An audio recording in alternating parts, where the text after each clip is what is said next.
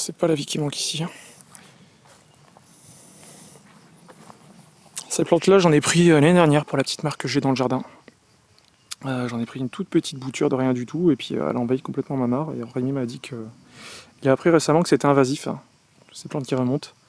Elles ont l'avantage d'être oxygénantes, donc avec les lentilles d'eau, elles s'accordent parfaitement dans le sens où les lentilles, elles ont tendance à cacher du soleil et empêcher la vie aquatique de respirer convenablement. Et ces plantes-là, du coup, réoxygènent.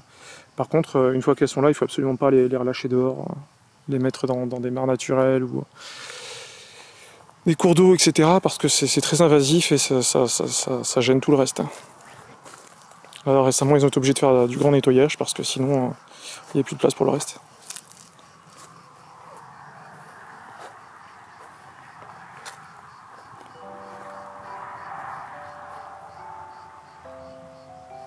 Donc ça, c'est du maïs rouge, j'en ai passé quelques graines, donc il a pu en planter pas mal. J'ai eu l'occasion de goûter un épi il y a 2 ou 3 semaines de ça. J'ai planté de façon assez précoce du maïs. Je crois que c'était début avril. On a eu pas mal de chaleur déjà au début. Alors j'en ai beaucoup qui se sont fait attaquer par les limaces et qui ont beaucoup souffert de ça. Et j'en ai un sur le lot qui avait tenu, donc j'ai eu l'occasion de goûter un épi très tôt. Donc là celui-là il s'est fait à moitié manger. Je sais pas si vous allez avoir l'occasion de voir. Hop. Il a quand même pas mal souffert. Voilà, ça fait quand même de beaux épis.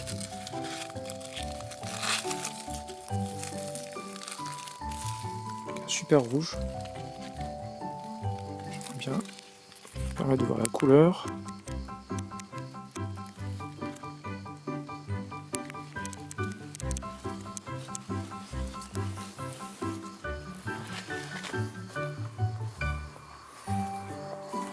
Donc ici tout ça ce sont des patates douces, pas des patates douces, des poires de terre, du yacon.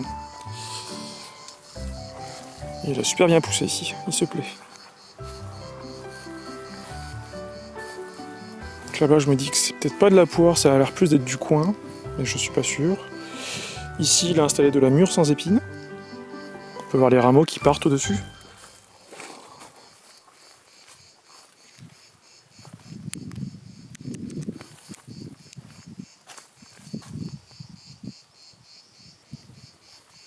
Avec des mûres vraiment à très très gros fruits. Vous pouvez voir, c'est assez conséquent.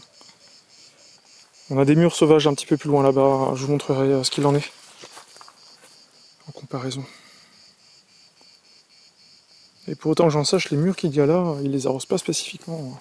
Il économise davantage d'eau pour d'autres choses. Je vais accélérer un petit peu la cadence histoire de vous montrer les mûres de l'autre côté. Donc la différence avec les mûres sauvages, elle est flagrante quoi. Vous pouvez voir. Elles sont bien plus petites. Par contre, les mûres sélectionnées sont généralement un petit peu moins fruitiées, je trouve. Et elles ont tendance à être un petit peu plus acides, j'ai l'impression. Mais pour faire des préparations, des gelées, etc., enfin, c'est génial. Vous pouvez voir des énormes grappes.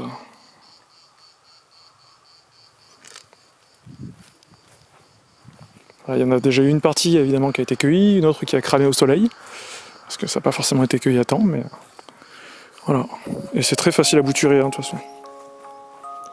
Ça c'est un super prunier qui faisait des prunes violettes. Donc je sais pas si c'était de la prune dante. Il n'y en a plus, mais je peux vous dire que même avec un arbre comme ça, vous avez de la quantité. Donc là on a un pêcher, du coup il n'a pas l'air d'avoir la cloque. Ah si, un petit peu. Il n'a pas l'air trop atteint. Ça rejoint un petit peu ce que disait Rémi du coup. L'idée n'étant plus de forcément chercher le mouton à 5 pattes, parce que des pêchers résistants à la cloque, il n'y en a pas. Mais de prendre le pêcher le plus résistant à la cloque, et susceptible de pouvoir avoir de la production même en étant malade. Donc ça c'est toute la bande de fraises, bien que là ce soit plus la saison. Parce que visiblement ils avaient choisi des fraisiers qui ne soient pas remontants.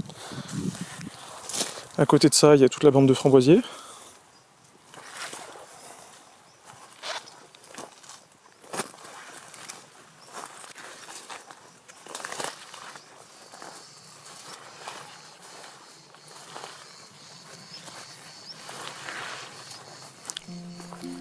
Donc là c'est la fraise sans épines ou presque. Je ne sais pas quelle variété c'est, mais elle est assez intéressante, bien que je pense que la variété Versailles qui a été sélectionnée il n'y a pas si longtemps que ça, je crois que ça fait 2 ans, elle fasse des fruits encore plus gros et qu'elle ait vraiment pas du tout d'épines. Là, malgré le fait qu'on dise que ce soit sans épines, elle a quand même de toutes petites épines qu'on peut sentir quand on touche. La Versailles est vraiment très intéressante pour ça. Alors ça c'est de la vigne, donc là il y a 1, 2 pieds là-bas, peut-être 3, c'est de la noix.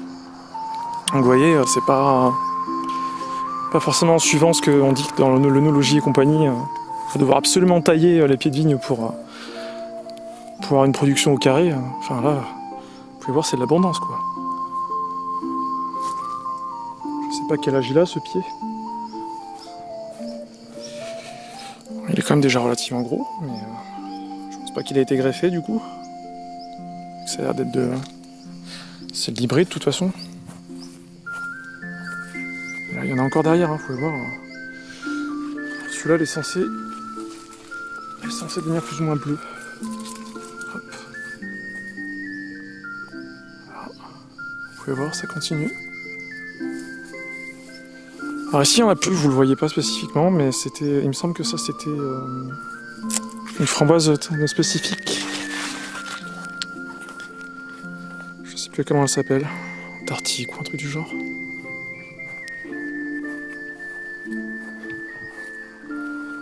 Donc à terme, tout ça, ça va être envahi du coup par les plants. Donc idéalement de la vigne et d'autres choses.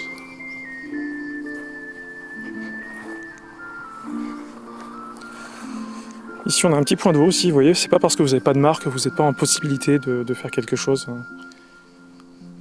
de différent. Pas forcément obligé de creuser dans le sol pour faire une mare. Ici il y a des petits têtards même qui viennent s'installer, des petits poissons.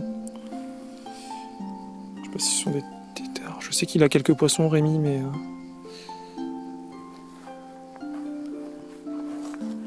je suis pas sûr par rapport à ça.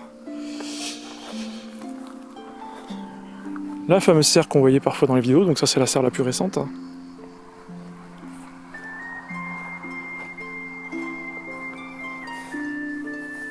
Vous pouvez voir. On a de la framboise encore. Pareil, là ça a l'air d'être... Je saurais pas dire ce que c'est. Un pommier, peut-être. Tomate.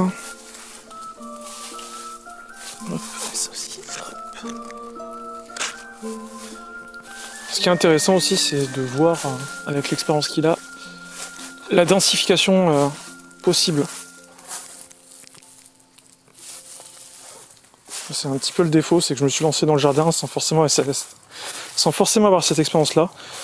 Et quand je suis arrivé, après avoir planté ce que j'avais planté chez moi et que j'ai vu comme il avait tout resserré, je me suis dit, mais en fait, j'aurais pu gagner beaucoup d'espace. Il ne faut pas hésiter du coup à resserrer davantage les plants. Ça produit malgré tout.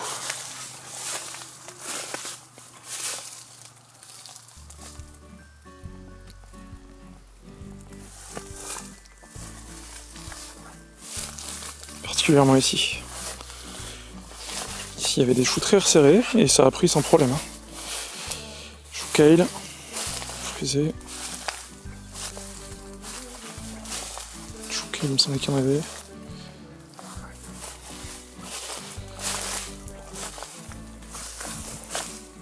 Ça, si je dis pas de bêtises, ce sont des pois Sugar Magnolia. C'est assez intéressant, des pois gourmands. Je crois que c'est moi qui ai passé quelques graines. Alors tous les miens, tous ceux que j'avais, ils sont fait complètement dévorer par les limaces quand je les ai plantés, semés trop tôt au printemps. Et lui, il en a quand même quelques-uns qui sont partis, donc il va pouvoir récupérer des graines pour la grainothèque et les besoins. Là, on peut voir que la poire de terre, elle souffre un peu plus qu'à l'extérieur. En même temps, c'est normal, il fait plus chaud à l'intérieur et puis il n'y a pas forcément eu d'eau alors que cette nuit on a eu beaucoup d'orage. Il y a aussi pas mal de pruneliers dans le coin, pas mal de plantes sauvages. Vous pouvez voir. On peut repérer les coins qui ont plus ou moins d'eau aussi, en fonction de la forme des petits fruitiers sauvages comme ça. Là, typiquement, les pruneliers qu'il y a là, ils sont beaucoup plus secs, beaucoup plus déshydratés que ceux qu'on peut retrouver de l'autre côté, en contrebas derrière. Donc tout ça, ce sont des fruitiers qui vont servir à de la multiplication. Ce ne sera pas pour de la récolte, donc il va faire ça en trogne et puis il va récupérer les branches au fur et à mesure pour faire des greffes lui-même. Donc ça, on avait planté ça pour filer un coup de main sur le jardin des merveilles. Alors pour ceux qui n'auraient jamais vu encore la Passiflore incarnata, il y en a ici.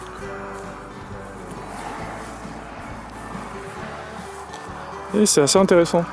Alors il y en a pas mal. Donc ici il y a un pied. De l'autre côté c'est pas un pied de Passiflore. Par contre ici il y en a un autre qui repart. Non, ça c'est de la vigne. Je peux voir là-haut qu'il y a un petit peu de raisin. Puis encore de la Passiflore là qui part.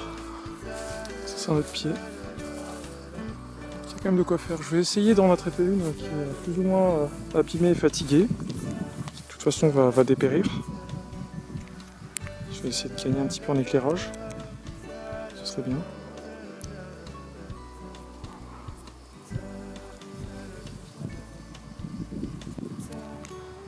Hop. L'idée étant vraiment de pouvoir vous montrer ce qu'il y a à l'intérieur. Vous voyez? Cette partie rouge là, bah c'est ce qui se mange, hein, du coup c'est ce qui est comestible. Et ça fait pas mal de graines. Du coup c'est une plante relativement facile à multiplier. Donc là c'est encore une zone sauvage. Si je dis pas de bêtises, derrière on a un arbre faisant, donc du coup qui a un petit peu souffert de la chaleur, mais qui va se reprendre, hein, de toute façon comme tous les ans. Donc on peut voir qu'il reste des fruits encore je pense accrochés, ouais, qui se sont un petit peu séchés et qui ont pourri. Avec la chaleur qu'il y a eu. Il n'y a pas eu beaucoup d'eau hein, du coup. À côté, ça c'est encore de la merveille de Bolviller qu'on avait vu là-bas, sauf que ce pied-là il est plus vieux. Ah bah tiens, ça tombe tout seul.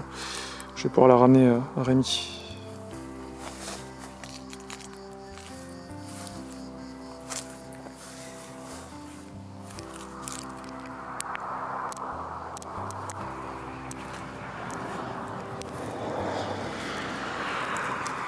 Donc, du coup, j'ai essayé de l'enlever. Vous pouvez voir que le calibre est quand même assez intéressant. Hein.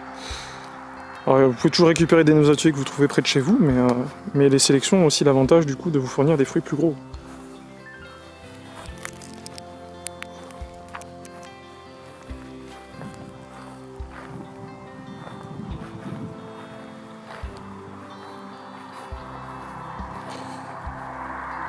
C'est le jardin pédagogique.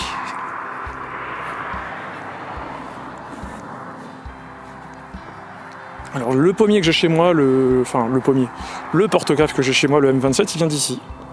L'année dernière, en fin d'année, Rémi m'en avait filé un plan. Directement, il y avait un rejet qui partait là du sol, et puis je l'ai récupéré, puis c'est chez moi, ça reprend tranquillement.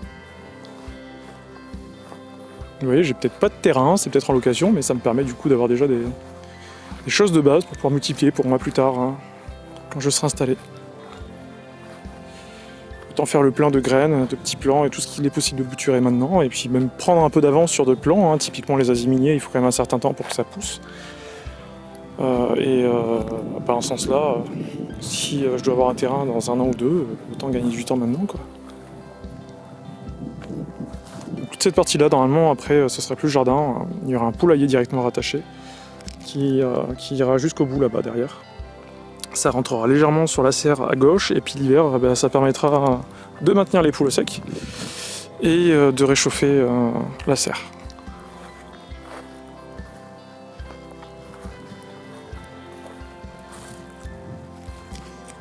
Hop, encore un figuier. Ah, du coup j'en profitais, je vais passer par là, donc vous voyez il y a quand même pas mal de zones sauvages, même près des lieux fréquentés. Là encore on retrouve des ronces. Là c'est un pêcher, il a l'air un petit peu plus touché par la cloque que l'autre. Il a l'air d'être là depuis plus longtemps aussi. Vous pouvez voir que ça a pas mal souffert. J'essaie de